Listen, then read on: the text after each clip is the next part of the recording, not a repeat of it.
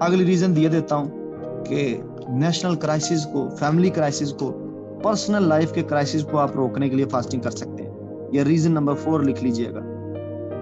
آپ یوئیل کی کتاب پہلے باب کو پڑھیں، یوئیل دوسرے باب کی 1 سے 9 آیت کو پڑھیں تو آپ کو پتہ چلے گا کہ وہاں پر جو تھا وہ کال اور قحط آتا ہے، ایگریکلچرل کرائسس نظر آتے ہیں. یوئیل جو ہے وہ فاسٹنگ کے لیے کال کرتا ہے. پھر اس کے بعد بابل کی آرمی جو ہے وہ چڑھائی کرنے اور قابض ہونے کے لیے تیار ہے زمین پر اسرائیل کی. پھر فاسٹنگ کی اپیل ہو جاتی ہے اور لوگ جو ہیں وہ معافی مانگتے ہیں خدا سے. پھر آپ کو یہ دونوں چیپٹرز پڑھنے ہیں تو آپ کو پتہ چلے گا کہ یوئیل بھی پروفیسیز کر کے.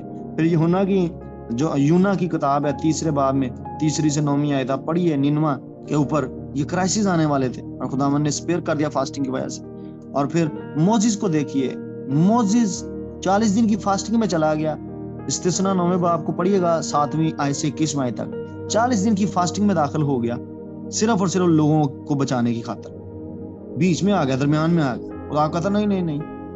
اور وہ جا کے پڑھ بھی لیں، وہ درمیان میں آ کے کھڑا ہو گیا فاسٹنگ کر کے قوم کے اور خدا کے، اور خدا نے چھوڑ دیا موزیز کی انٹرسیشن کی وجہ سے.